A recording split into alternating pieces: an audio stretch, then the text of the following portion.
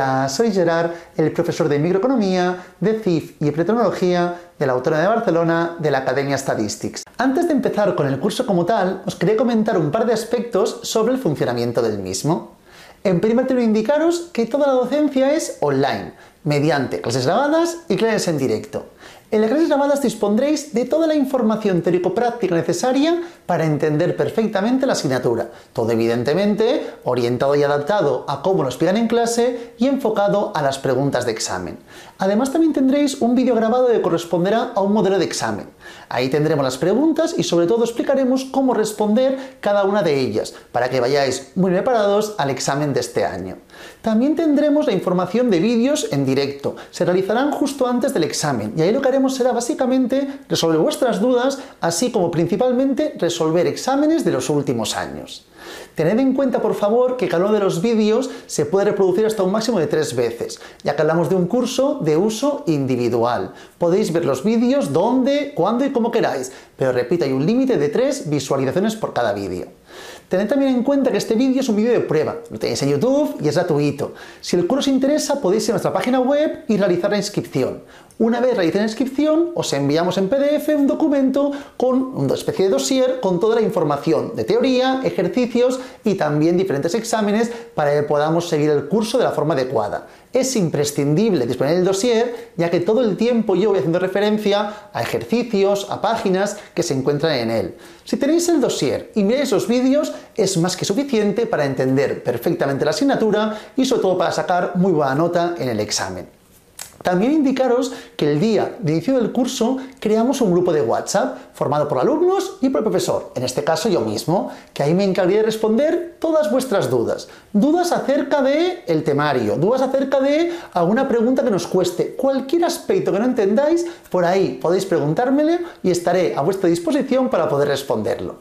Una vez dicho esto, empezamos ya con la primera clase gratuita.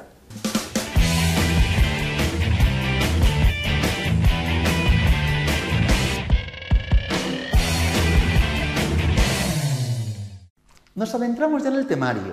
Para ello, en esta primera clase, como podréis ver, nos centraremos más bien en los conceptos teóricos para tener una buena base y así poder trabajar posteriormente ejemplos cada vez más complicados y cada vez más numéricos. Hoy básicamente nos centraremos más bien en aspectos conceptuales, en aspectos teóricos y plantearemos ejercicios relacionados con estos aspectos teóricos. Es decir, que parte numérica hoy no veremos prácticamente nada, pero repito, es fundamental para tener una buena base. Para ello, por favor, vayamos a la página 2 del dossier. Y aquí, si os fijáis, empiezan definiéndonos el bien, qué entendemos por un bien. Y luego tenéis un punto negrizo. Este punto negrizo nos indica que, muy importante, que el mismo bien en distintas situaciones o distintos momentos se puede considerar o puede equivaler a dos bienes distintos, ya que el consumidor los puede valorar de forma muy distinta. Por ejemplo, si hablo de un paraguas en un día de lluvia puede ser algo que para mí sea muy valioso, ¿de acuerdo? Que sea un bien que yo prefiera ante muchos otros. Pero en cambio, un día que no llueva y tampoco haga un sol excesivo, puede ser más bien un estorbo. Por lo tanto, el mismo bien se puede considerar, se puede valorar de forma muy distinta según la situación y el momento. Una vez visto este concepto, nos adentramos en un aspecto fundamental también, la cesta de consumo. Generalmente trabajaremos, como podéis ver hay dos puntos negrizos, con la información indicada en el segundo punto negrizo, ¿de acuerdo? En este caso, trabajaremos con dos bienes, pero en términos genéricos, antes de ir al segundo punto negrizo, en el primero, indicaos que si trabajásemos con n bienes, que no es el caso, por ejemplo, si hablamos de fruta, y tenemos manzanas, peras, naranjas y sandías, ¿de acuerdo? Tenemos 4 tipos de fruta distintos. En este caso, si tuviésemos 4 bienes, miraremos las cestas de consumo que nos indicarán la cantidad de cada uno de ellos según las preferencias del consumidor. porque evidentemente el consumidor puede preferir uno a otro bien. Entonces, en el primer punto negrizo, suponiendo que trabajamos con n bienes distintos, ¿de acuerdo? La cesta de consumo nos indicará la cantidad de cada uno de ellos representado siempre con un número real no negativo. Evidentemente no puedo consumir negativo, es decir, de sandías como mínimo 0 y como máximo el valor que pueda ser, ¿de acuerdo?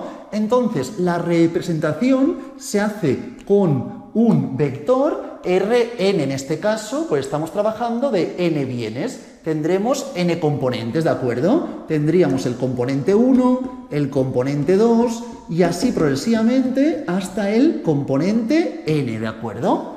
Muy importante, si estamos trabajando con n componentes, tendríamos en este caso n bienes. Lo más recurrente, como os indicaba, es trabajar con únicamente 2 bienes. ¿Por qué? Porque me aporta la misma información, pero será un poco más sencillo. En vez de trabajar con Rn, con R2, y así simplificaremos la información. Y todo lo que aquí obtengamos es análogo a lo que obtendríamos si trabajásemos con n bienes. Hay algún caso donde a veces nos plantean 3 bienes, pero lo normal será trabajar prácticamente siempre mediante 2 bienes. Aquí trabajamos con la información de esta cesta, que es lo que tenéis planteado en el segundo punto negrizo. Una vez visto esto, vamos a analizar las preferencias del consumidor.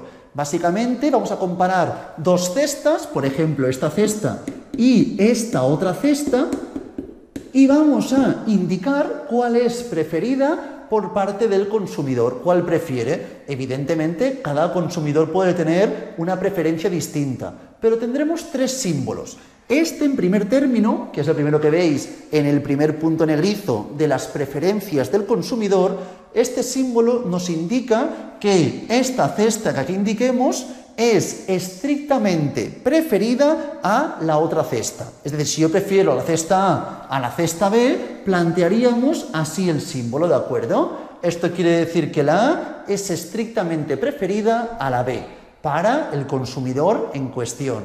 Si dijésemos que es indiferente, las dos me aportan la misma preferencia, misma utilidad, en este caso se podría hablar, ¿qué haríamos? Plantearíamos este otro símbolo. Este símbolo es el símbolo de la indiferencia, ¿de acuerdo? Una cesta nos es indiferente a la otra, nos es indistinto qué cesta consumir. En cambio, si hablamos de débilmente preferente, que sería el tercer caso, preferencia débil, indica que una cesta es preferida o indiferente respecto a la otra. Si una cesta es preferida o indiferente respecto a la otra, plantearíamos este tercer símbolo. Tenemos las 3 ideas para plantear dicha información. Así es como se plantea qué cesta preferimos o nos es indiferente respecto a otra. Una vez visto esto, en el siguiente punto tenemos las propiedades, los axiomas de la teoría del consumidor. Miraremos 4 o 5 propiedades, ¿de acuerdo? Empezaremos por la primera. ¿Qué quiere decir? Que son completas. ¿Qué quiere decir? Que cualquier pareja de cestas, por ejemplo, tenemos aquí 2 cestas, la cesta A y la cesta B, se pueden ordenar. Es decir, yo siempre tengo que poder decir si una cesta es preferible estrictamente a otra, si juntásemos los 2 símbolos, si es débilmente preferible o si es indiferente. Siempre se deben poder ordenar. Eso es la idea de completas. Segundo punto, segundo axioma, segunda característica, segunda propiedad. Cualquier cesta es por lo menos tan buena como ella misma. Son axiomas a veces un poco redundantes, pero es la idea. Si comparamos cesta A con cesta A, mismos valores, ¿de acuerdo? Cualquier cesta debe ser por lo menos tan buena como ella misma. Es decir, indiferente o preferente, pero que debe ser al menos tan buena como ella misma. Así es como planteamos la idea de que sean reflexivas. Luego tenemos transitivas. Imaginaos que tenemos, por ejemplo, cesta A, la B y también disponemos de la C, ¿de acuerdo? Y sabemos que la A es estrictamente preferente a la B y posteriormente yo os indico que la B es estrictamente preferente a la C. En un caso como este, ¿qué ocurriría? Que como la A es preferente respecto a la B y la B preferente respecto a la C, la idea de transitividad nos indica que la A puedo indicar que es preferente respecto a la C, ¿de acuerdo? Podríamos indicar esta información, que la A es preferente respecto a la C. Esta es la idea de transitividad. Seguidamente hablamos de las preferencias estrictamente monótonas, o lo que es lo mismo la idea de no saciedad. ¿Qué quiere decir? Que si tenemos dos cestas, la A y la B, ¿de acuerdo? Y la A tiene al menos, es decir, tiene más como mínimo de uno de los productos de B, si tenemos que x sub 1a y x sub 1b son iguales, pero esta es mayor que esta, siempre será preferible la A respecto a la B, ¿de acuerdo? Ya veremos luego la idea de convexas, pero esto es preferencia estricta monótona. Si tenemos, repito, estos valores son iguales, pero este es mayor que este, siempre será preferible esta de aquí. Y también tenemos la preferencia débil, ¿de acuerdo? Monótona. Cuando hablamos de preferencias débilmente monótonas, quiere decir que si estos valores son al menos como estos, querrá decir que es o preferible o indiferente. Es decir, hablaríamos de preferencia débil. Estos conceptos teóricos son axiomas que iremos analizando poco a poco durante el transcurso de la asignatura en distintos ejemplos. Repito, la base para poder entender mejor toda la información que iremos estudiando. Ya que hemos planteado esto de aquí, quiero que vayáis, por favor, a la página, os lo digo ahora mismo, página 22 del dossier. Los que hagáis la clase de prueba veréis que en la parte final tenéis el ejercicio que os voy a indicar, que es el ejemplo número 2, ¿de acuerdo? En este ejemplo, página 22, ejemplo número 2, ¿qué tenemos? Me dice, al entrenador de un equipo le gusta que sus jugadores sean corpulentos, rápidos y obedientes. Si un jugador Y es mejor que un jugador Z en dos o más de estas tres características, entonces el entrenador prefiere Y a Z, pero si Z es mejor que Y en dos o más de estas tres, entonces prefiere a Z que a Y. Por el contrario, el entrenador es indiferente Z e Y. Perfecto. Y tenemos las siguientes características. Me hablaban de que sean corpulentos, rápidos y obedientes, ¿de acuerdo? Si os fijáis, el más corpulento es Andreu Armario y el menos corpulento es David Dócil, ¿de acuerdo? Luego tenemos la velocidad. El más veloz es Biel Bala y el menos veloz es Andreu Armario. ¿Qué más tenemos, por favor? La disciplina. Tenemos en este caso que en Biel Bala 0 días sin un accidente de insubordinación, es decir, bastante recurrente, solo lleva 0 días sin tener ningún tipo de insubordinación. En cambio, Andreu lleva ya 50 días y David Dócil es el que lleva más tiempo, es el más obediente porque lleva 200 días sin un accidente de insubordinación. Y me dice, entre Biel y Arnau, ¿qué jugador prefiere el entrenador? Si os fijáis, si comparamos solamente Andreu y Biel, tiene que ser, repito, para que sea preferente, mejor en 2 de los 3 aspectos. Andreu es más corpulento y es más obediente, es menos veloz, pero como en 2 de 3 tiene mejor resultado, ¿qué quiere decir? Que en este caso Andreu es preferido a Biel, ¿de acuerdo? Andreu es preferido a Biel por parte del entrenador. Seguidamente, y entre Andreu y David, si os fijáis, Andreu es más corpulento, pero es más lento y menos obediente. Entonces, ¿qué quiere decir? Que David es preferido respecto a Andreu, perdonad, estábamos indicando. Tenemos esta información. Y seguidamente me dice, y entre Biel y David, vamos a mirar, entre Biel y David, entre estos dos, a partir de esta información, mirad, Biel y David, tenemos que Biel es más corpulento, es más veloz, pero es menos obediente. Pero bueno, lo que me importaba básicamente es que 2 de 3. Entonces, Biel es preferido por parte del entrenador respecto a David en este caso, ¿de acuerdo? Esta es la información con la que trabajamos. ¿Qué propiedad deseable de la relación de preferencias no satisface? Pues de lo que comentábamos, si os fijáis, no satisface esta condición.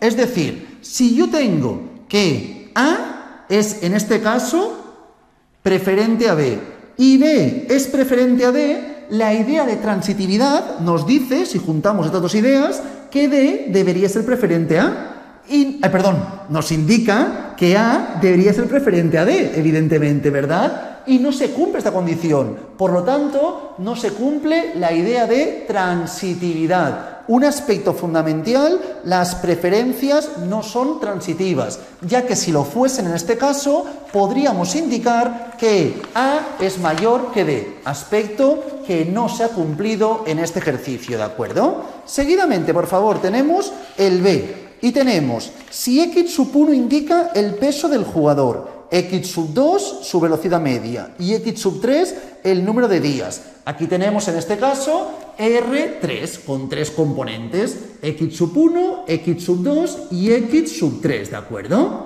A partir de aquí, y repito, el 1 correspondía al peso, esto es el peso, el 2 corresponde a la velocidad y el 3 corresponde a si es obediente, ¿de acuerdo?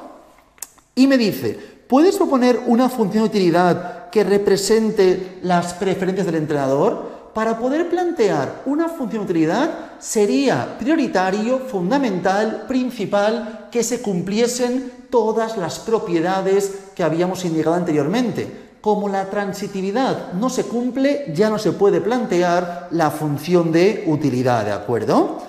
Y me dice, seguidamente, después de una temporada llena de derrotas, el entrenador es despedido y el nuevo entrenador también prefiere que sus jugadores sean corpulentos, veloces y disciplinados. Prefiere un jugador a otro si es mejor en todas, ¿de acuerdo? Es decir, uno tiene que ser, Biel tiene que ser mejor en todas. Si es en todas, será preferible, ¿de acuerdo? Y si no se da esto, pues evidentemente no tenemos esta información. El nuevo entrenador dice que los jugadores no son comparables. ¿Por qué no son comparables? Porque yo en este caso no puedo decir cuál prefiero estrictamente respecto a cuál. ¿Por qué no puedo indicarlo? Porque no hay ninguno de los jugadores, si os fijáis en los valores, que tenga más velocidad, sea más corpulento y sea más obediente que cualquier otro. Si comparáis uno a uno todos ellos, veréis que no puede posicionar los tres casos. ¿Por qué? Porque en este caso las preferencias no son completas. Recordad que la idea de completa indicaba que yo tengo que poder ordenar siempre. Si no puedo ordenarlo, no estamos en una función de utilidad, no se puede plantear, que es lo que tendríamos que indicar en el ejercicio D, ¿de acuerdo? Así es como respondemos el ejercicio 2 de la página 22. Una vez tenemos esto, volvemos por favor otra vez a la información de la página 2 y tenéis en la parte inferior las curvas de indiferencia, que es el siguiente punto que ahora mismo nos interesa estudiar, ¿de acuerdo? Básicamente, generalmente cuando planteemos curvas de indiferencia, lo haremos con la función de utilidad de Cobb-Douglas, que básicamente sería una función convexa, ¿de acuerdo? Pero ya iréis viendo que también hay otras funciones de utilidad, como la de sustitutivos perfectos o complementarios perfectos. Aquí, si os fijáis, en la parte inferior tenéis un gráfico donde podemos representar la información de x sub 1, x sub 2 y la información correspondiente a la curva de indiferencia.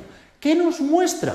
Pues básicamente la curva de indiferencia nos muestra las diferentes combinaciones de bienes que producen al individuo el mismo grado de utilidad o grado de satisfacción. Es decir, todas las cestas que comportan igual satisfacción al consumidor. Es decir, esta opción de aquí, consumir esto y consumir esto del bien 2, nos aporta la misma satisfacción que consumir esto del bien 2 y esto del bien 1. Es exactamente lo mismo. Así es como se plantean las curvas de diferencia y esto es básicamente lo que nos están indicando, ¿de acuerdo? Entonces, Indicaros también que las curvas de diferencia, como os comentaba, pueden tener distintas formas. Pueden ser todas ellas que sean convexas, o ya veremos que si son, por ejemplo, complementarios perfectos, tienen formas como esta. O cuando sean, por ejemplo, sustitutivos perfectos, serán formas como esta. Pero, muy importante, sean como sean las formas, es imposible que si estamos trabajando con cualquier tipo de función, las curvas distintas de indiferencia puedan cruzarse. Nunca se pueden cortar. Esto no lo veréis en ningún caso. Nunca podrán llegar a cortarse las curvas de indiferencia, que es lo que tenemos en la página 3, parte superior. Aquí son unas supuestas curvas de indiferencia que no cumplen con el requisito fundamental, que es que no pueden cruzarse, no pueden cortarse las curvas de indiferencia. Generalmente, las preferencias regulares son las que nos comportan monotonía, en este caso estricta, que serían las convexas. Estos serán monotonías no estrictas, ¿de acuerdo? Ya veremos luego cuando sean convexas, pero no estrictamente. Estas son convexas estrictas, que es lo que vamos a ver en la parte central de la página 3. Entonces, tenéis aquí diferentes conceptos importantes. Monotonía. ¿Qué nos indica básicamente la monotonía? Pues el concepto básicamente hace referencia a que más es mejor que menos. Cuando tengamos una función convexa, como esta de aquí ahora mismo podemos visualizar, y estamos indicando que cualquier cesta que se encuentre dentro de la curva nos aporta la misma satisfacción, la misma utilidad, al mismo tiempo deberíamos saber que cualquier cesta que se encuentre por debajo de esta curva, por ejemplo aquí, es una cesta que nos aportará menos satisfacción, menos utilidad que cualquiera que esté por aquí. En cambio, cualquier cesta que se encuentre a la derecha de la curva de indiferencia será una cesta que nos aportará mayor grado de satisfacción, mayor grado de utilidad, ¿de acuerdo? Entonces, si tenemos una mayor cantidad de un producto, siempre nos conllevará una mayor utilidad. Por lo tanto, esto es fundamental en la idea de monotonía, siempre y cuando hablemos de bienes. Luego comentaremos la idea de los males. No es muy recurrente, pero lo comentaré por si acaso luego cuando hablamos de males, que son aquellos productos que no nos aportan más beneficio, no es un bien, es un mal, ¿de acuerdo? Pero todo esto conceptualmente hablando con bienes, ¿de acuerdo? A este supuesto que se cumpla este requisito es lo que se denomina como preferencias monótonas. Monotonía, preferencias monótonas, cuanto más tengamos de los bienes, mejor condición, mejor utilidad, mejor satisfacción. Continuidad, segundo aspecto, sería una incongruencia que aquí la función no fuese continua, siempre será continua, ¿de acuerdo? Entonces, la continuidad nos afirma que las preferencias no pueden realizar saltos repentinos en la dirección de las preferencias. Es decir, no puede ser que, por ejemplo, aquí, me lo invento, tenemos el bien 2, esta cantidad del bien 2 y esta cantidad del bien 1 sea cierta satisfacción, cierta utilidad, y que de aquí a aquí la función tenga un espacio. No puede ocurrir nunca eso, siempre será continua. Y en tercer término, la convexidad. Como podéis ver, la función siempre será convexa, siempre en las regulares. Luego veremos ejemplos que pueden ser hasta cóncavas, pero de momento planteamos ejemplos de convexidad. Cuando hablamos básicamente de la convexidad, quiere decir que el consumidor generalmente prefiere las mezclas a los extremos de un bien. Por ejemplo, para que sea más visual, aquí, por ejemplo, me lo invento, tenemos 3 del bien 2 y 3 del bien 1. Esto nos aporta cierta satisfacción. Si esto lo aumento hasta aquí y pongo, por ejemplo, en este caso 8, ¿de acuerdo? Y aquí tenemos la información correspondiente a 1, bueno, voy a poner, por ejemplo, en este caso 0,5, ¿de acuerdo? 8, 0,5. Y planteo aquí, por ejemplo, la información correspondiente a lo mismo voy a plantear, ¿de acuerdo? 8 y 0,5. ¿Qué ocurre? Que si hiciésemos la media de estos dos, nos daría 8, 0,5 4,25. 8,05, 4,25.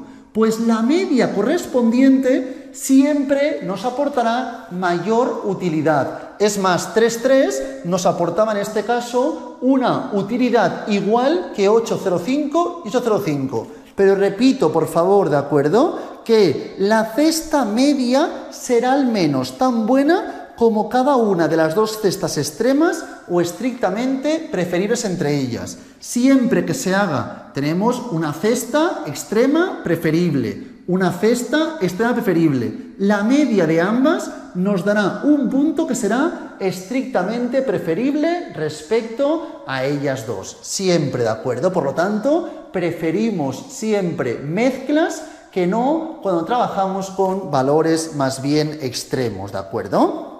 Una vez tenemos esto, seguidamente tenemos curvas de indiferencia convexas, pero no estrictamente convexas.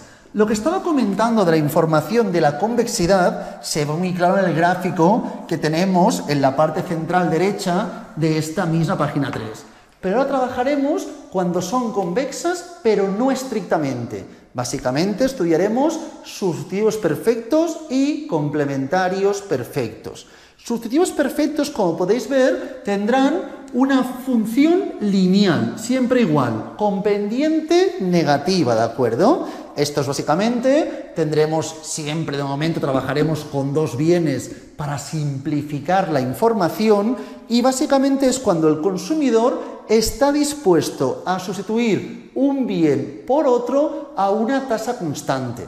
No quiere decir 1, 1, puede ser 2 de esto, 1 de esto. Es una sustitución a tasa constante, ¿de acuerdo? El más sencillo es cuando la tasa sea 1. Por cada uno de estos sustituimos por uno de estos. Pero puede ser tasa 2, 3, 0,5, lo que sea, ¿de acuerdo? La característica fundamental de los sustitutivos perfectos es que las curvas de diferencia siempre tendrán pendiente negativa y constante. Pendiente negativa y constante.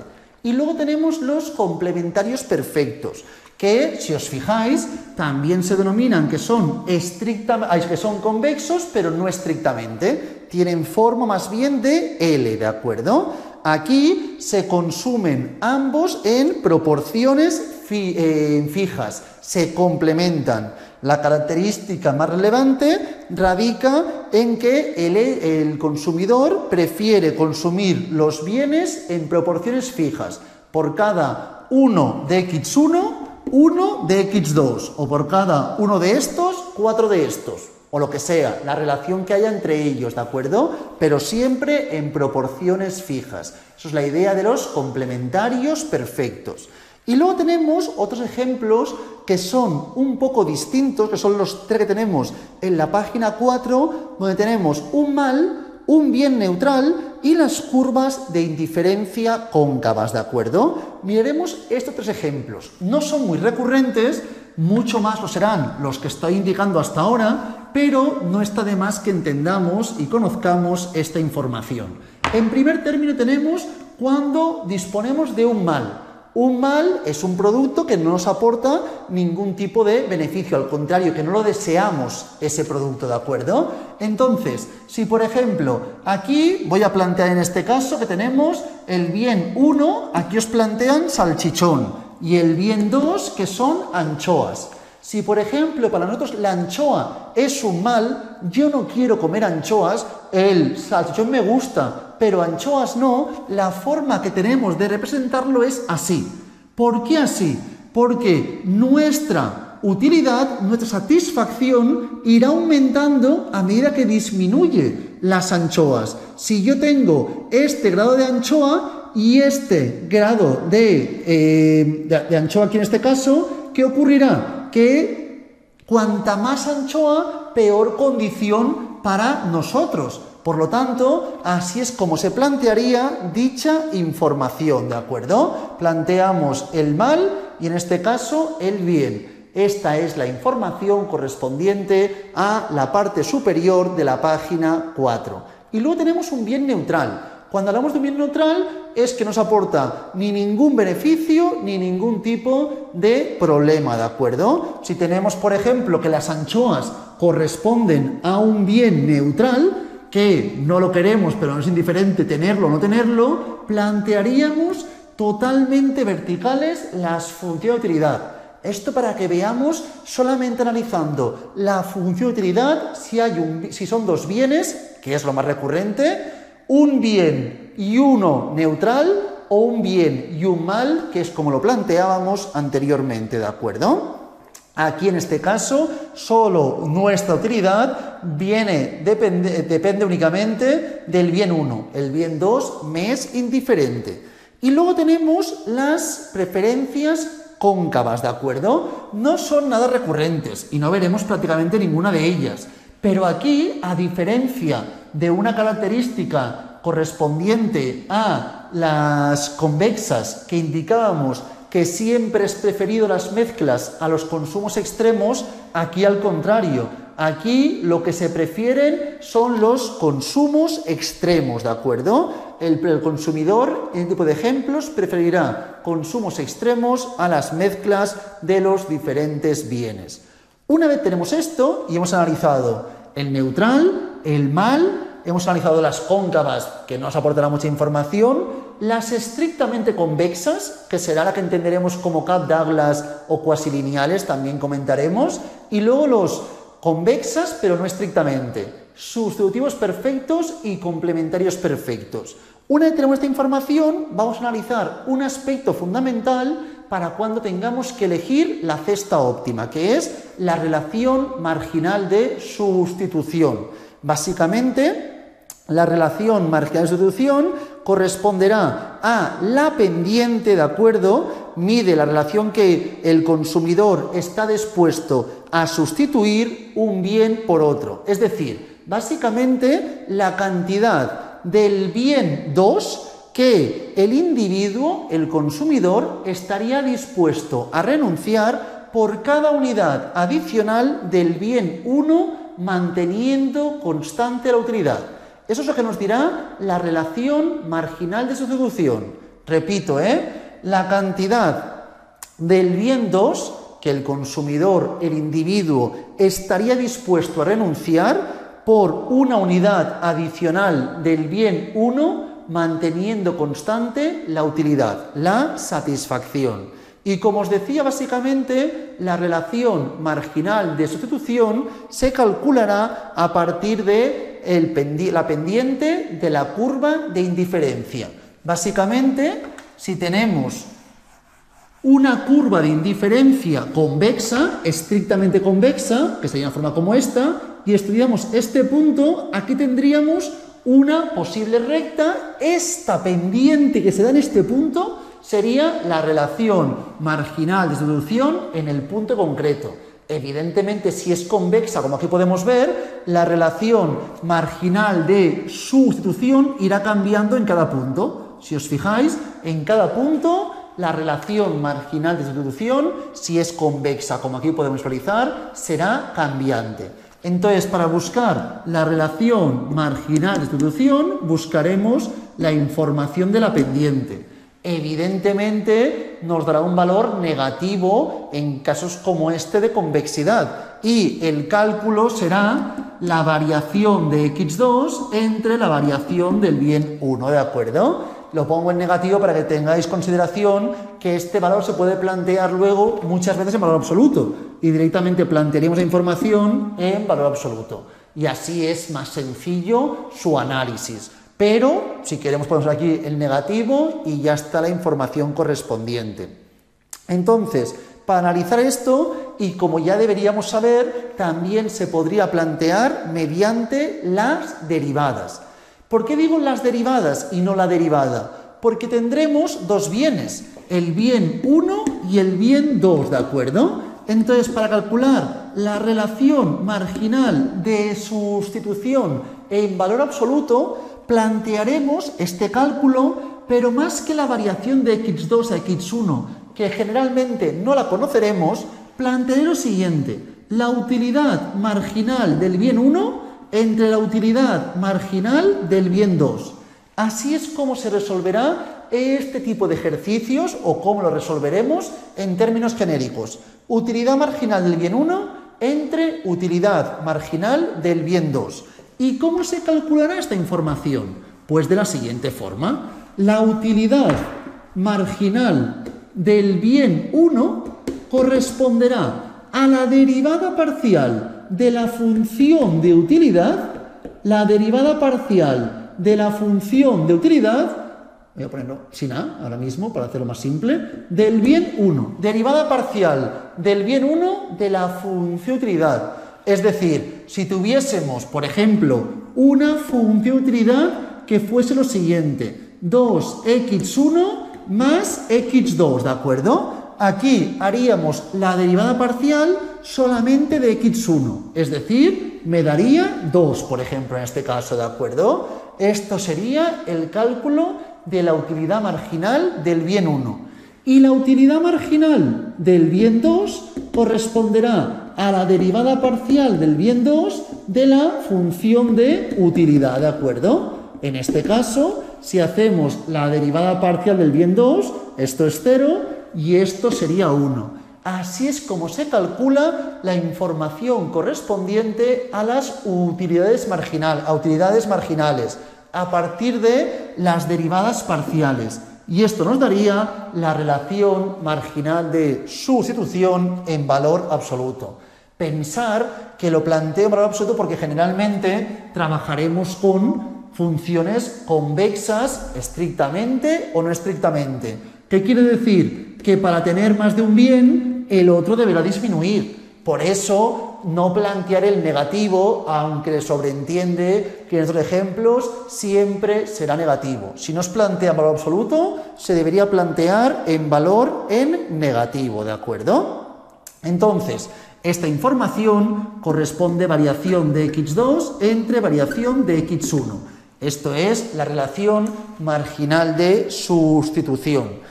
Importante también, cuando estemos trabajando con ejemplos de Cobb-Douglas, de convexas estrictamente, ¿de acuerdo? Cuando hablamos de estrictamente convexas, si buscamos aquí la relación marginal de sustitución, en valor absoluto sería, en este caso, mayor que la que aquí encontraríamos en valor absoluto, ¿de acuerdo? Es decir, la relación marginal de sustitución, a medida que nos desplazamos por la curva de indiferencia, irá disminuyendo. Esta información también importante y la tenemos en la página 4, parte inferior. Si vais a la antepenúltima línea, os indican que las curvas de indiferencia, cuando son convexas estrictas, nos muestran una relación marginal decreciente en valor absoluto. Y ahora que vamos a mirar va a ser la información correspondiente a la función de utilidad. Importante, ya veremos esto mismo, cuando trabajemos con función de utilidad, podremos decir que una cesta es preferible, es mejor, es más útil que otra, pero no podré cuantificar cómo de preferible es. Yo no podré decir, esta es 5 veces más preferible que otra generalmente, ¿de acuerdo? Podré comentar que es más útil, que nos aporta mayor satisfacción, pero el grado de mayor satisfacción no nos dedicaremos a controlarlo ahora mismo, ¿de acuerdo? Entonces, si vais a la página 5, parte superior, es lo que indicábamos, que nos podemos centrar en un enfoque ordenal, mejor, mayor o menor utilidad, pero no cuánto más útil es una cesta respecto a otro.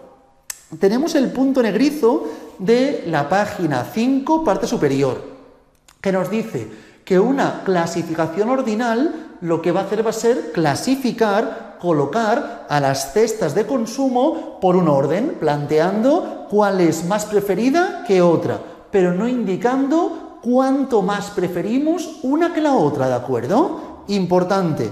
A partir de aquí tenemos la función de utilidad. Importantísimo también lo que he comentado ahora mismo. Dentro de la información de la función de utilidad, la única propiedad importante de la asignación de la utilidad es la forma en la que se ordenan las cestas de bienes. Solamente es primordial la forma en la que se ordenan, ¿de acuerdo? Debido a que en este tipo de ejemplos solo importa cómo están ordenadas y, evidentemente, No habrá una sola manera de asignar estas utilidades. Por ejemplo, en el ejemplo numérico que vemos tenemos 3 cestas, la cesta A, la cesta B y la cesta C. En las 3 funciones de utilidad, tanto en la 1 como en la 2 como en la 3, vemos la misma información. La más preferida es la A, seguida de la B, y la menos preferida es la C. Tanto lo vemos en la primera, porque 3 es mayor a 2 y mayor a 1, como en la segunda, porque 17 es más que 10 y mayor a 0,002, y en la tercera, porque menos 1 es mayor a menos 2 y al mismo tiempo mayor a menos 3. Por lo tanto, me da igual con cuál trabajar, que la información es la misma. Por eso luego también veremos funciones de utilidad que sean monótonas o que nos aporten transformaciones monótonas. Que pasar de una función a otra nos aporte exactamente la misma información, ¿de acuerdo? Luego aquí nos plantean la construcción de una función de utilidad. Pero lo que me importa, para finalizar la clase de hoy, que he dicho sería más bien teórica, ya en la siguiente nos centraremos mucho más en aspectos numéricos, son los ejemplos de función de utilidad. Veremos unos cuantos, que ya los hemos ido comentando en la clase de hoy. Básicamente miraremos los complementarios perfectos, sustitutivos perfectos, Cobb-Douglas y los cuasilineales. Miraremos estos 4 distintos. Cuáles son sus características fundamentales y los aspectos que deberíamos conocer desde un buen inicio, ¿de acuerdo? En primer término, función de utilidad lineal, sustitutivos perfectos. Tenéis aquí el gráfico, si tenemos en este caso el bien 1 y el bien 2, como ya os he comentado, es lineal, una recta siempre con pendiente negativa. Siempre tendrá la misma forma, ¿de acuerdo? A partir de aquí, la función de utilidad de este tipo de bienes siempre será igual.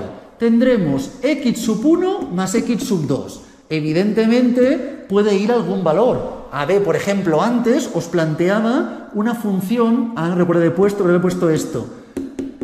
2x1 más x sub 2. Esto sería una función de utilidad que correspondería a sustitutivos perfectos, ¿de acuerdo? Y en estos casos, la relación marginal de sustitución en valor absoluto siempre será constante. Muy importante, ¿de acuerdo? Plantearemos la utilidad marginal del bien 1, la utilidad marginal del bien 2. Entonces, si aquí hacíamos utilidad marginal del bien 1, me daba 2 y me daba 1, ¿verdad? Entonces, ¿qué plantearemos? Pues siempre lo mismo. Para plantear esta información será tan sencillo como hacer A entre B. Así es como planteamos la información correspondiente a la función de utilidad, ¿de acuerdo? De la relación marginal de sustitución de esta función de utilidad. Esto se cumplirá siempre y siempre será, repito, constante. ¿Por qué? Porque a diferencia de las estrictamente convexas, en este caso la pendiente será igual aquí, que aquí, que aquí, que aquí. No cambiará. Si hablásemos de estrictamente convexas, aquí la pendiente era mayor, aquí ya era menor y aquí aún era menor. Aquí no. En estos casos, sustitutivos perfectos, la pendiente siempre será constante, como podemos observar, ¿de acuerdo? Por lo tanto, dispondremos de esta información. En el caso anterior hubiésemos tenido que la relación marginal de sustitución hubiera sido 2, ¿de acuerdo? Que básicamente, ¿qué significa? Pues es que 2 sería la cantidad del bien 2 que el individuo estaría dispuesto a renunciar por cada unidad adicional del bien 1, manteniendo estable la utilidad, ¿de acuerdo?, del consumidor. Esta es básicamente la idea. Importante, A y B corresponderán a 2 números, ¿de acuerdo?, en este caso, y la pendiente de la curva siempre sería menos A entre B, pero como lo planteamos en valor absoluto, nos quedará siempre valor positivo. Repito, es indudable que aquí la pendiente será negativa. Luego tenemos los complementarios perfectos. Mirad la siguiente información. Cuando trabajemos con complementarios perfectos, tendremos esta información. Y a diferencia de sustitutivos perfectos, veremos una función que no nos resulta tan familiar. Pondremos mínimo y siempre lo mismo, ¿de acuerdo? Plantearéis en este caso A, x sub 1 y B, x sub 2, ¿de acuerdo? Esta es la información que estamos planteando en este tipo de funciones. Es decir, que yo cuando vea esta función ya sé qué tipo de ejemplo estamos planteando. Complementarios perfectos. En estos casos, la relación marginal de sustitución no tendrá sentido calcularla. ¿Por qué no tendrá sentido calcularla? Pues porque básicamente no se podrá buscar la recta tangente. No puedo buscar aquí ni aquí la información correspondiente. Por lo tanto, no tendrá sentido, ¿de acuerdo? Siempre será o cero o infinito. Entonces, no tendrá sentido. Básicamente, la A y la B corresponde a la proporción en la que se consumen los bienes 1 y 2, pero de forma inversa, ¿de acuerdo? Lo veremos esto más adelante. Y nos faltan dos funciones más. Una función es la de Cobb-Douglas, que es la más recurrente, y luego otra que veremos muy poco, que será la cuasilineal, ¿de acuerdo? Vamos a mirar la función de utilidad de Cobb-Douglas. En este caso es cuando trabajamos con estrictamente convexas y la función será de la siguiente forma. Tendremos x sub 1, puede ir aquí algún valor, puede ir una a, por ejemplo, x sub 1 elevado a un valor cualquiera, pondremos alfa, multiplicado por x sub 2 elevado a beta, ¿de acuerdo? Así es como plantearemos esta información. Importantísimo. Aquí puede haber el valor que sea, puede ser 3, 4, 8, un valor correspondiente, y tendremos alfa y beta. A partir de aquí, la relación marginal de sustitución, que es la división de utilidades marginales de ambos bienes, será un poquitín más complicada. Habrá que hacer las derivadas correspondientes. Entonces, aquí tendremos alguna dificultad un poco mayor, porque dependerá de alfa y beta. Habrá que hacer las derivadas parciales correspondientes, ¿de acuerdo? Entonces, dependerá de más aspectos e iremos calculándolos poco a poco. Haremos ejemplos posteriormente. Y luego, si os fijáis, tenemos 3 puntos negrizos en esta misma página 6. Primer punto negrizo, muy importante. A medida que nos acerquemos al eje de abscisas con la curva de utilidad, la pendiente irá reduciéndose. Es decir, la recta tangente acabará volviéndose plana. Aquí es muy vertical y cada vez será más plana la recta tangente. La B, la relación marginal de sustitución, por lo tanto, será decreciente. Aspecto que ya conocíamos de la función de utilidad de Cobb-Douglas. Y el tercer punto, negrizo, el consumidor básicamente, mediante esta información, nos indica cuánto vale para él una unidad del bien 1. A medida que aumenta la cantidad del bien 1, la valoración disminuye. Evidentemente, cuanto más tengo del bien 1, menos voy a desear mayor cantidad de dicho bien. Por lo tanto, la relación marginal de sustitución va disminuyendo cuanto más crezca la cantidad que corresponde al bien 1. Y para finalizar esta parte ya tenemos la función de utilidad cuasilineal. En estos casos, básicamente, tendremos una función que será una raíz, un logaritmo, alguna cosa especial, algún tipo de función relacionado con x1 más x2. No confundamos 3x1 más x2, que correspondería a un ejemplo básico de sustitutivos perfectos, que si yo os planteo, por ejemplo, raíz de x1 más x2. Aquí sería un ejemplo correspondiente a cuasilineal. No confundamos esta información. En cuasilineales tendremos este tipo de función, donde la relación marginal de sustitución, como siempre, es la división de las utilidades marginales de ambos bienes, que básicamente corresponderá a la derivada correspondiente al bien 1, siempre que éste no tenga aquí ningún valor. Si tuviésemos a multiplicado por x sub 2, aquí iría a, ¿de acuerdo? pero si aquí tenemos solamente ketchup 2, sería directamente 1 en el denominador. Así es como planteamos esta información. Y ya que estamos, para finalizar esta información de la clase de hoy, en la página 22, por favor, tenemos el ejemplo 4. Os diré dos más para hacer en casa, ¿de acuerdo? Pero ahora quiero que hagamos el ejemplo 4 solamente para cuando la U sea 2, ¿de acuerdo? Y me dice,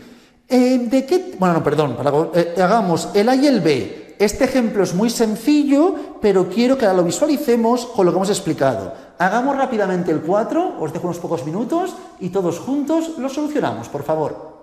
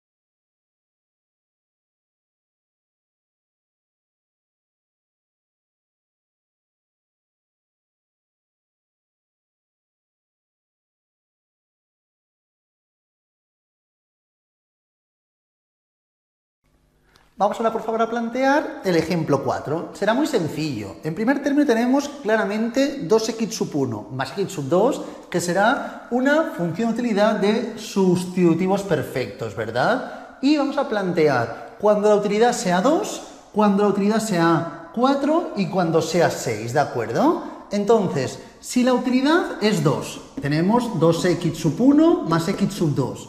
Para plantearlo lo más sencillo es plantear que x sub 1 sea 0 y x sub 2 sea 0.